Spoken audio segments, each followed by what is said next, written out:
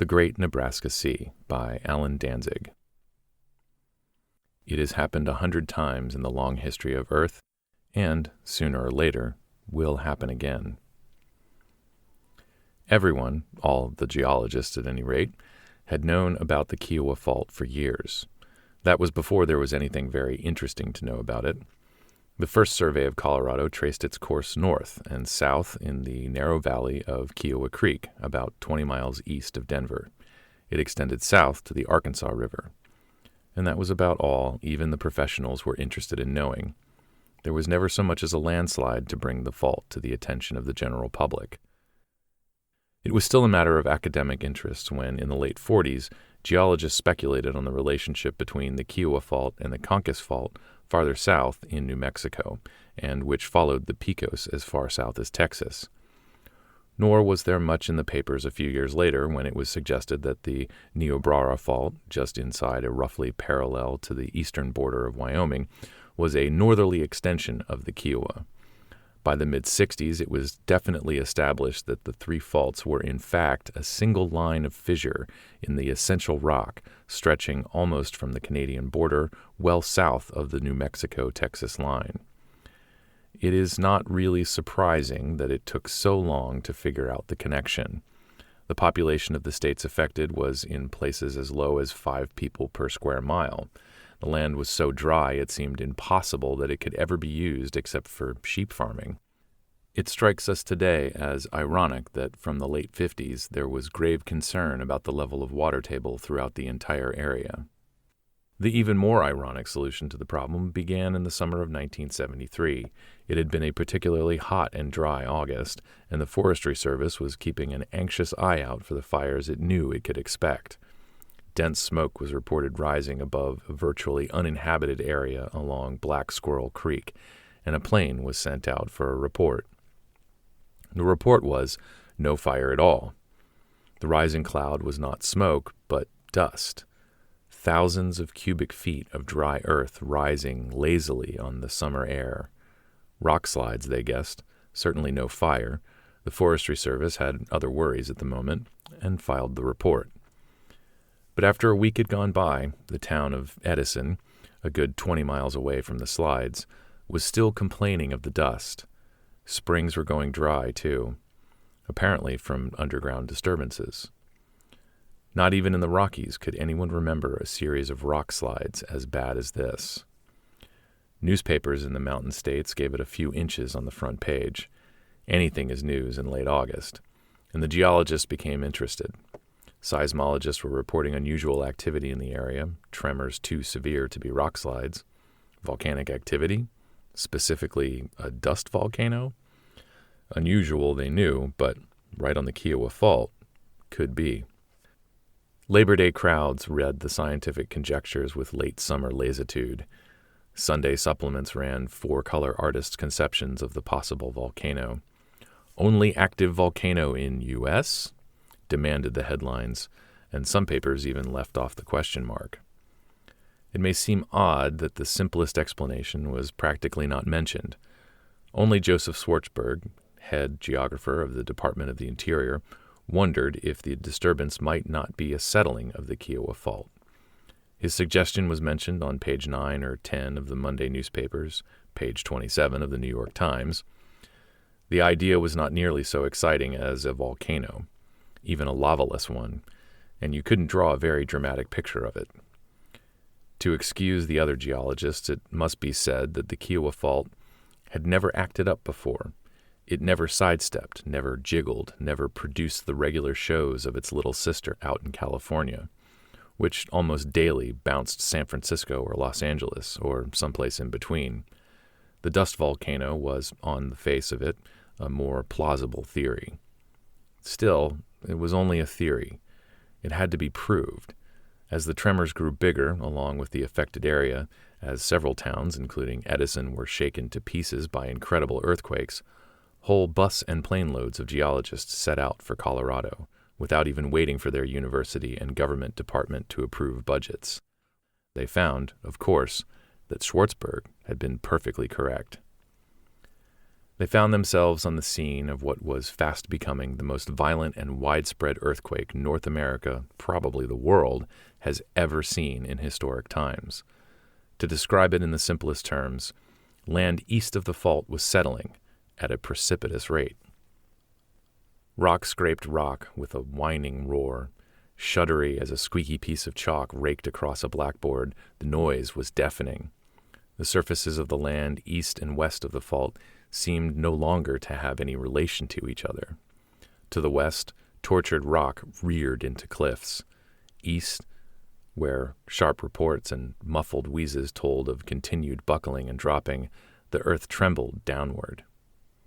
Atop the new cliffs, which seemed to grow by sudden inches from heaving rubble, dry earth fissured and trembled, sliding acres at a time to fall, smoking, into the bucking, heaving bottom of the depression. There the devastation was even more thorough, if less spectacular. Dry earth churned like mud, and rock shards weighing tons bumped and rolled about like pebbles as they shivered and cracked into pebbles themselves. "It looks like sand dancing in the child's sieve," said the normally impassive Schwartzberg in a nationwide broadcast from the scene of the disaster. "No one here has ever seen anything like it," and the landslip was growing, north and south along the fault. "Get out while you can," Schwartzberg urged the population of the affected area. "When it's over, you can come back and pick up the pieces." But the band of scientists who had rallied to his leadership privately wondered if there would be any pieces. The Arkansas River at Avondale and North Avondale was sluggishly backing north into the deepening trough. At the rate things were going, there might be a new lake the entire length of El Paso and Pueblo counties. And, warned Schwartzberg, this might only be the beginning. By 16 September, the landslip had crept down the Huerfano River past Cedarwood. Avondale, North Avondale, and Boone had totally disappeared. The land west of the fault was holding firm, though Denver had recorded several small tremors. Everywhere east of the fault, to almost 20 miles away, the now familiar lurch and steady fall had already sent several thousand Coloradans scurrying for safety. All mountain climbing was prohibited on the eastern slope because of the danger of rock slides from minor quakes. The geologists went home to wait. There wasn't much to wait for. The news got worse and worse. The Platte River, now, was creating a vast mud puddle where the town of Orchard had just been. Just below Masters, Colorado, the river leaped 70-foot cliffs to add to the heaving chaos below. And the cliffs were higher every day as the land beneath them groaned downward in mile-square gulps. As the fault moved north and south, new areas quivered into unwelcome life. Fields and whole mountainsides moved with deceptive sloth, down, down. They danced like sand in a sieve. Dry, they boiled into rubble. Telephone lines, railroad tracks, roads snapped and simply disappeared. Virtually all east-west land communication was suspended, and the president declared a national emergency. By 23 September, the fault was active well into Wyoming on the north and rapidly approaching the border of New Mexico to the south. Chinchera and Branson were totally evacuated, but even so, the overall death toll had risen above 1,000. Away to the east, the situation was quiet, but even more ominous. Tremendous fissures opened up perpendicular to the fault, and a general subsidence of the land was noticeable well into Kansas and Nebraska. The western borders of these states, and soon of the Dakotas and Oklahoma as well, were slowly sinking. On the actual scene of the disaster, or scenes, it is impossible to speak of anything this size in the singular, there was a horrifying confusion. Prairie and hill cracked open under intolerable strains as the land shuddered downward in gasps and leaps. Springs burst to the surface in hot geysers and explosions of steam. The downtown section of North Platte, Nebraska, dropped 8 feet, just like that, on the afternoon of 4 October. "We must remain calm," declared the governor of Nebraska. "We must sit this thing out. Be assured that everything possible is being done." But what could be done with his state dropping straight down at a mean rate of a foot a day? The fault nicked off the southeast corner of Montana. It worked its way north along the Little Missouri. South, it ripped past Roswell, New Mexico, and tore down the Pecos towards Texas. All the upper reaches of the Missouri were standing puddles by now, and the Red River west of Paris, Texas, had begun to run backward. Soon the Missouri began slowly slipping away westward over the slowly churning land. Abandoning its bed, the river spread uncertainly across farmland and prairie, becoming a sea of mud beneath the sharp new cliffs which rose in rending line, ever taller as the land continued to sink, almost from Canada to the Mexican border. There were virtually no floods in the usual sense. The water moved too slowly, spread itself with no real direction or force. But the vast sheets of sluggish water and jelly-like mud formed death traps for the countless refugees now streaming east. Perhaps the North Platte disaster had been more than anyone could take. 193 people had died in that one cave-in. Certainly by 7 October, it had to be officially admitted that there was an exodus of epic proportion. Nearly 2 million people were on the move, and the U.S. was faced with a gigantic wave of refugees. Rails, roads, and airlines were jammed with terrified hordes who had left everything behind to crowd eastward. All through October, hollow-eyed motorists flocked into Tulsa, Topeka, Omaha, Sioux Falls, and Fargo. St. Louis was made distributing center for emergency squads, which flew everywhere with milk for babies and dog food for evacuating pets.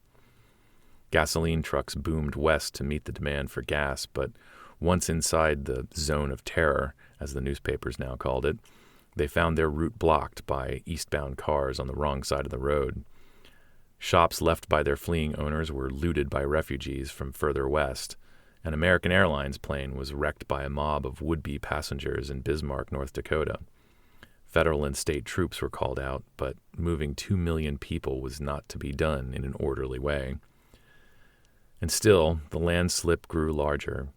The new cliffs gleamed in the autumn sunshine, growing higher as the land beneath them continued its inexorable descent.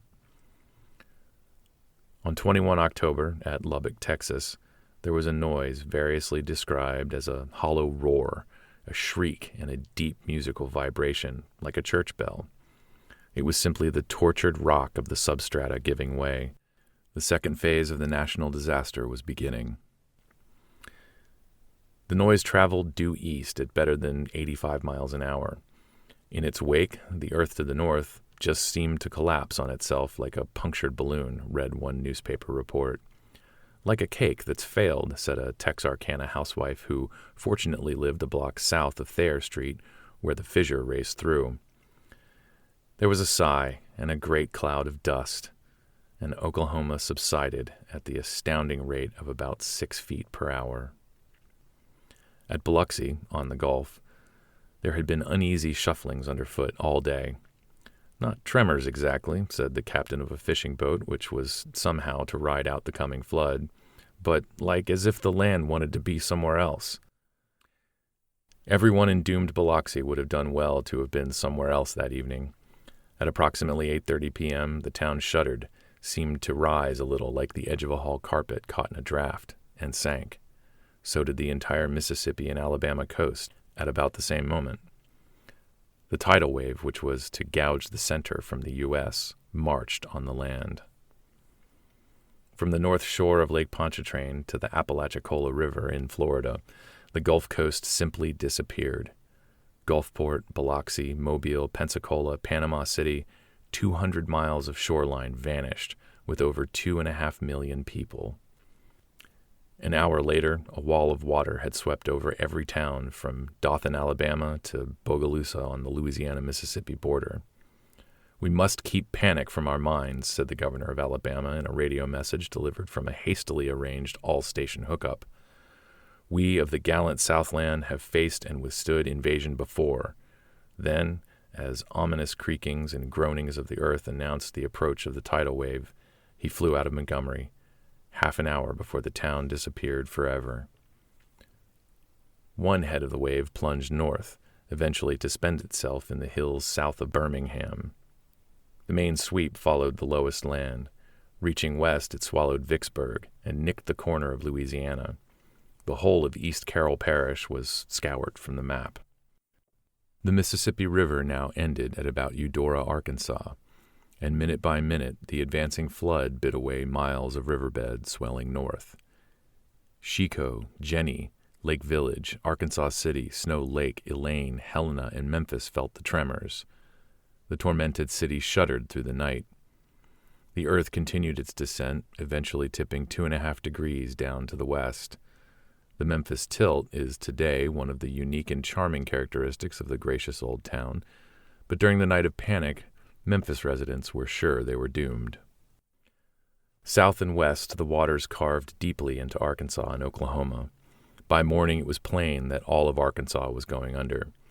Waves advanced on Little Rock at almost 100 miles an hour, new crests forming, overtopping the waves' leading edge as towns, hills, and the thirst of the soil temporarily broke the furious charge. Washington announced the official hope that the Ozarks would stop the wild gallop of the unleashed Gulf, for in northwest Arkansas, the land rose to over 2,000 feet. But nothing could save Oklahoma. By noon, the water reached clutching fingers around Mount Scott and Elk Mountain, deluging Hobart and almost all of Greer County. Despite hopeful announcements that the wave was slowing, had virtually stopped after inundating Oklahoma City, was being swallowed up in the desert near Amarillo, the wall of water continued its advance. For the land was still sinking, and the floods were constantly replenished from the Gulf. Schwartzberg and his geologist advised the utmost haste in evacuating the entire area between Colorado and Missouri, from Texas to North Dakota. Lubbock, Texas went under. On a curling reflex, the tidal wave blotted out Sweetwater and Big Spring. The Texas Panhandle disappeared in one great swirl. Whirlpools opened. A great welter of smashed wood and human debris was sucked under, vomited up, and pounded to pieces. Gulf water crashed on the cliffs of New Mexico and fell back on itself in foam. Would-be rescuers on the cliffs along what had been the west bank of the Pecos River afterwards recalled the hiss and scream like tearing silk as the water broke furiously on the newly exposed rock. It was the most terrible sound they had ever heard. We couldn't hear any shouts, of course, not that far away and with all the noise, said Dan Weaver, mayor of Carlsbad. But we knew there were people down there. When the water hit the cliffs, it was like a collision between two solid bodies. We couldn't see for over an hour because of the spray. Salt spray. The ocean had come to New Mexico. The cliffs proved to be the only effective barrier against the westward march of the water, which turned north, gouging out lumps of rock and tumbling down blocks of earth onto its own back. In places, scoops of granite came out like ice cream. The present fishing town of Rockport, Colorado, is built on a harbor created in such a way. The water had found its farthest westering, but still it poured north along the line of the original fault. Irresistible fingers closed on Sterling, Colorado, on Sidney, Nebraska, on Hot Springs, South Dakota. The entire tier of states settled from south to north, down to its eventual place of stability, 1,000 feet below the level of the new sea. Memphis was by now a seaport. The Ozarks, islands in a mad sea, formed precarious havens for half-drowned humanity. Waves bit off a corner of Missouri, flung themselves on Wichita. Topeka, Lawrence, and Belleville were the last Kansas towns to disappear. The governor of Kansas went down with his state. Daniel Byrne of Lincoln, Nebraska, was washed up half-drowned in a cove of the Wyoming cliffs, having been sucked from one end of vanished Nebraska to the other. Similar hairbreadth escapes were recounted on radio and television. Virtually the only people saved out of the entire population of Pierre, South Dakota, were the 6 members of the Creeth family. Plucky Timothy Creeth carried and dragged his aged parents to the loft of their barn on the outskirts of town. His brother Jeffrey brought along the younger children and what provisions they could find. Mostly a ham and about half a ton of vanilla cookies, he explained to his eventual rescuers. The barn, luckily collapsing in the vibrations as the waves bore down on them, became an ark in which they rode out the disaster. "We must have played cards for 4 days straight," recalled genial Mrs. Creeth when she afterwards appeared on a popular television spectacular. Her rural good humor, undamaged by an ordeal few women can ever have been called on to face, she added, "We sure wondered why flushes never came out right. Imminently, we left the King of Hearts behind in the rush." But such lightheartedness and such happy endings were by no means typical. The world could only watch aghast as the water raced north under the shadow of the cliffs, which occasionally crumbled, roaring into the roaring waves. Day by day, the relentless rush swallowed what had been dusty farmland, cities, and towns. Some people were saved by the helicopters, which flew mercy missions just ahead of the advancing waters. Some found safety in the peaks of western Nebraska and the Dakotas. But when the waters came to rest along what is roughly the present shoreline of our inland sea, it was estimated that over 14 million people had lost their lives. No one could even estimate the damage to property. Almost the entirety of 8 states and portions of 12 others had simply vanished from the heart of the North American continent forever. It was in such a cataclysmic birth that the now peaceful Nebraska Sea came to America. Today, nearly 100 years after the unprecedented and happily unrepeated disaster, it is hard to remember the terror and despair of those weeks in October and November 1973. It is inconceivable to think of the United States without its beautiful and economically essential curve of interior ocean. 2/3 as long as the Mediterranean, it graduates from the warm waters of the Gulf of Mexico through the equally blue waves of the Mississippi Bight, becoming cooler and greener north and west of the pleasant fishing isles of the Ozark archipelago, finally shading into the gray-green chop of the Gulf of Dakota. What would the United States have become without the 5,600-mile coastline of our inland sea? It's only within the last 20 years that any but the topmost layer of water has cleared sufficiently to permit a really extensive fishing industry. Mud still held in suspension by the restless waves will not fully precipitate even in our lifetimes. Even so, the commercial fisheries of Missouri and Wyoming contribute no small part to the nation's economy. Who can imagine what the Middle West must have been like before the amelioration of climate brought about the proximity of a warm sea? The now temperate state of Minnesota, to say nothing of the submerged Dakotas, must have been Siberian.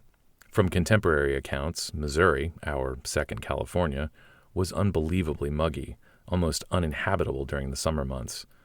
Our climate today, from Ohio and North Carolina to the rich fields of New Mexico and the orchards of Montana, is directly ameliorated by the marine heart of the continent. Who today could imagine the United States without the majestic sea cliffs in stately parade from New Mexico to Montana? The beaches of Wyoming, the American Riviera, where fruit trees grow almost to the water's edge, or incredible Colorado, where the morning skier is the afternoon bather, thanks to the monorail connecting the highest peaks with the glistening white beaches. Of course, there have been losses to balance slightly these strong gains. The Mississippi was, before 1973, one of the great rivers of the world. Taken together with its main tributary, the Missouri, it vied favorably with such giant systems as the Amazon and the Ganges. Now, ending as it does at Memphis and drawing its water chiefly from the Appalachian Mountains, it is only a slight remnant of what it was. And though the Nebraska Sea today carries many times the tonnage of shipping in its ceaseless traffic, we have lost the old romance of river shipping. We may only guess what it was like when we look upon the Ohio and the truncated Mississippi. And transcontinental shipping is somewhat more difficult, with trucks and the freight railroads obliged to take the sea ferries across the Nebraska Sea. We shall never know what the United States was like with its numerous coast-to-coast highways, busy with trucks and private cars. Still, the ferry ride is certainly a welcome break after days of driving, and for those who wish a glimpse of what it must have been like, there is always the Cross-Canada Thruway and the magnificent U.S. Highway 73, looping north through Minnesota and passing through the giant port of Alexis, North Dakota, shipping center for the wheat of Manitoba and crossroad of a nation. The political situation has long been a thorny problem. Only tattered remnants of the 8 submerged states remained after the flood, but none of them wanted to surrender its autonomy.